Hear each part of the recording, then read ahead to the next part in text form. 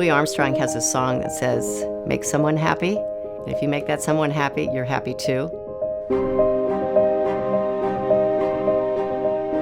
Growing up in Cincinnati is one of those things that when I talk to people who come here for the first time, I say, hey, you better be careful about what you say about anybody because, we're either all related or we know something about you. I went to Seven Hills School, and I'm really proud of my high school, which was Hillsdale at the time. My mom went to Hillsdale, and we both wore the same green uniforms.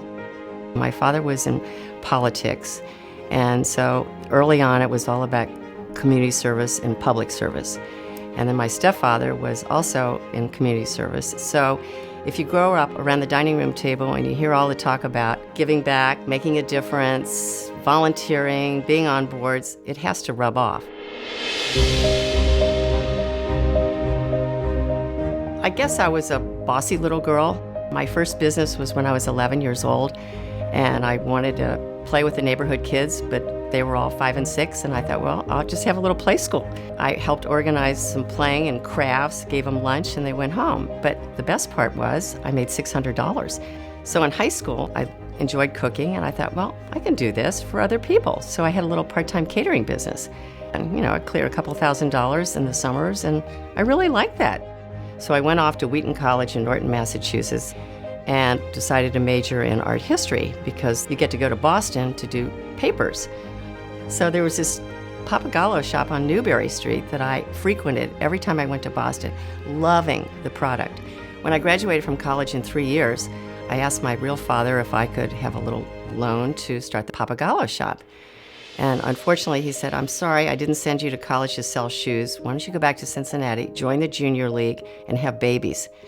It kind of put a barrier in front of me, and I thought, I'm not going to take no for an answer. So my stepfather knew about my passion and my wanting to do this, marched me down to the Fifth Third Bank, co-signed a loan for $5,000, and I opened the Papagallo shop at the age of 22. People had a fabulous experience coming in the shop, and it was a home-like situation that was all decorated like you would be in your own living room. And it made for selling the product a lot easier.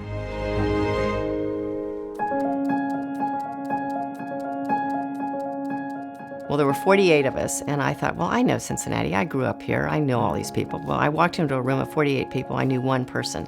We formed a team of 7 people that were like blood brothers and sisters. We committed to actually do something that was going to be of great value to our community and to the people of our community, and it was Crayons to Computers, a free store for teachers. We had no idea about the poverty index at the time. We just drew a 3-mile radius around our location on Tennessee Avenue, invited any school to come.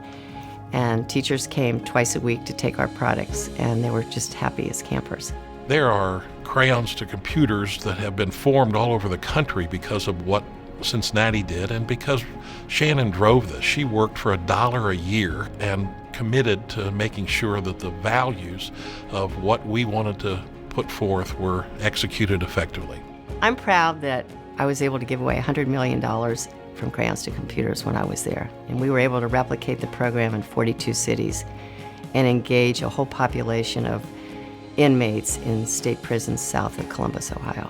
I think the biggest impact that Crayons to Computers has had on Shannon was really the crafts with conviction, because these are people who were incarcerated. With crafts with convictions, they had a purpose in life. And one of the things that Shannon always did was to say, you've got to write thank you notes. And so when mail call came and you were in the Lebanon Correctional Institute and you got a letter from a kid saying, thank you for making the backpack, it changed their lives. Having that impact and becoming personal friends with some of these inmates has been life-altering to me.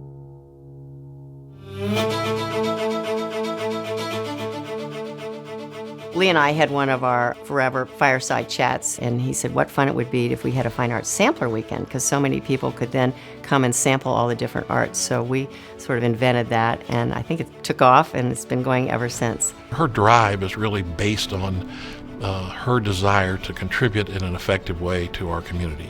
The World Choir Games was another example of both Lee and Shannon got the call, and they were asked to participate, and then they started calling people who they knew would be participants. And it was all like kind of selling air, because we were trying to say these aren't people just dressed up in church choir gowns singing church music. These are people from all over the world singing their culturally fun songs. So we were tasked with raising a lot of money and had the fun of doing it. The choir games have been fabulous for this city, and it was just the beginning of the renaissance of making Cincinnati a fabulous spot. After I retired, everybody said, now what are you going to do? Well, do I have to do anything? So I thought, well, maybe I will do something. So I ended up writing a book about my real passions, which are these collections, and entertaining and formalizing recipes that I'd had from booklets that I'd produced from the Papagallo days. I'm excited about the book because the proceeds benefit the Taft Museum, and I just am so inspired by their collections.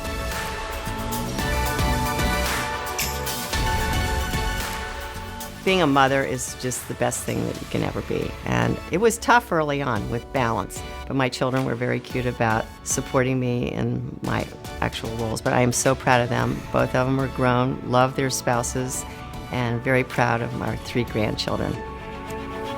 Lee Carter has been the greatest influence to me, obviously, my whole life. I mean, we just do everything together. He's also the one who said, we've got to have fun, and having fun is absolutely the best. She just cares greatly about seeing a smile on somebody else's face. And when you look at what she has done, she has created atmospheres that make people happy. Making someone happy makes me happy. And Lee and I feel that way about philanthropy. It just makes us feel good that we can contribute in ways financially as well as rolling up our sleeves to make Cincinnati a better place.